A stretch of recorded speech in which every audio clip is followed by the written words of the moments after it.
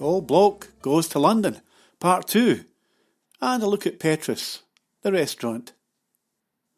It's 11:55 and I've walked 6 miles around London. So it's time to go through the Christmas-themed archway and take my first few steps inside Ramsay's Petrus restaurant. I'm met by a blonde lady with a broad smile and another 2 gents who take my coat and show me to my table. It's a Wednesday lunchtime again, and it looks as though, uncharacteristically, it's going to get busy.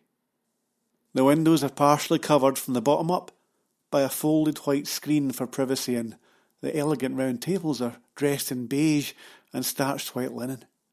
Neat and functional, it gives the place a feel of friendly formality, if there's such a thing. As I sit and order my lunch, I'm tempted to go for the matching wines too, figuring out I better make the most of my experience now that I'm here, all the way down in London and that, you know. After 10 minutes or so, I am presented with the opening act, my canopies. A wee 4-inch oblong of leek tartlet and a separately roasted onion broth served in a wee glass with a chive infusion. The delicate crunch of the tart goes well with the winter warmer, and I order some champagne as a wee stopgap before the bread's served up. Well-spoken couples and groups of people soon populate the tables beside me, and I notice that a great percentage of the people in the restaurant are probably from Asian extraction, which is quite interesting. There's a kind of excitement in the air, and not just because it's Christmas. It's because it's Gordon Ramsay's place. Gordon's place. The celebrity chef phenomenon is in full swing.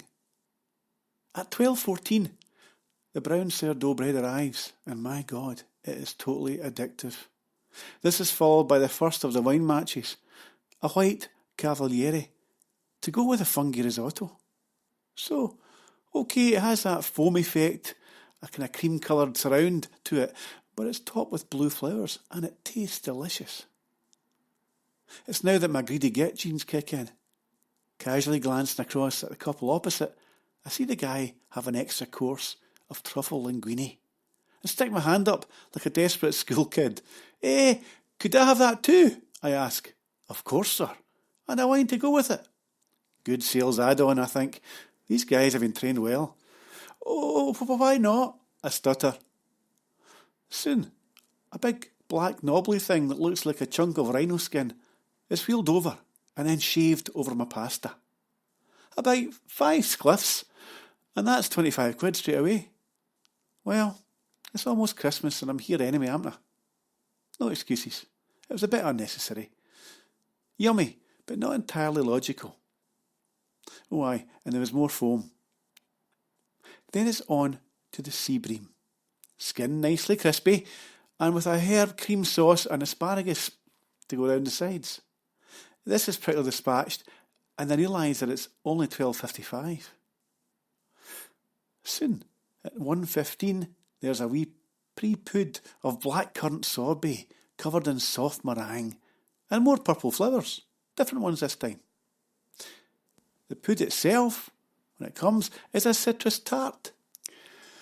A crunchy base, topped with little wedges of orange and red citrus fruits, which in turn are topped with a few pale pink leaves. There's also a little ball of white ice cream perched on the base, giving the whole dish a compact yet colourful appearance. Great detail goes into presentation and delivery in this place. Every course set on a carefully chosen piece of pottery that complements the dish. Finally, even though I don't plump for coffee, I'm presented with petit fours for 2, which I can't even finish. A couple of mini Christmas mince pies, a few spongy madeleines, which I think Gordon likes because I've had them in a few other of his places, and 2 squares of chocolate served on a little pebbly beach of coffee beans. Very nice indeed. Then, before I pay, and this is a genius, I'm asked if I want to come down and visit the kitchen. What? There's a bear poo in the woods? Of course I do. So, I follow the blonde lady down to the pristine kitchen, where about 8 chefs all toil away, still taking the time to acknowledge my presence and let me take a pic or two in front of the red Michelin 2020 plaque. It's now too that I'm shown the sacred bottle of Petrus wine, set in a nice basket on a round table, which I'm informed can be hired for dining, so you can actually watch each course being prepared and then explained. So I'm wondering how much that's going to cost, as I'm led up to my waiting bill upstairs, which is about double I expected. But then I remember my extra course, and notice the service charge has already been popped on there. Of course, after the kitchen trip, and the very noticeable fuss and polite attention during the whole experience, it's very hard to say, I don't think so, pal. So I shut up and pay up, feeling slightly stung but pretty satisfied overall. So I wandered back out into Belgravia and traced my steps back to Hyde Park, where I'd been that morning, and eventually round to the Albert Hall, the Royal Albert Hall, an iconic place opened in 1871 by Victoria herself to commemorate her deceased husband. I remember that I actually visited here before. It was a kind of thank you from Asthma UK. You see, I've visited about 50 schools for free with my book Talisman, which back then was called The Magic Scales. You see, it features a boy hero with asthma who has great adventures despite the problem. I guess I saw about 5,000 kids on that wee tour, and I was accompanied by an Asthma UK nurse who explained more about the affliction and how to help somebody in trouble, if a kid found another kid in the playground and stuff like that. I hope we made a good impression, entertained, educated, and made people a wee bit safer. Anyway, I was given these 2 free tickets for box seats at the front to see an operatic extravaganza featuring most of the greats. Not really my thing, but you can't say no to something like that. And it turned out to be a magical experience. I mean, free champers and canapes in the box and all that great music. It was fantastic. And now I see these huge queues of people outside the hall, and I realise it's Handel's Messiah. How Christmassy, I think. And a few wines past common sense, I asked if there's any more tickets. No, they said. But then I spot an old gent holding some tickets up. Are they for sale? I ask. Oh yes, indeed they are, he replies in a very plummy voice. Great seats right at the front. 40 quid for you. Oh, I look and see they should be 80 odd, so I say, aye, all right, and pay up. Soon I'm wandering in, half expecting them to be fake and to be tossed out into the street again. But they're not. And I'm soon in one of the best seats you could possibly imagine, right at the front as promised.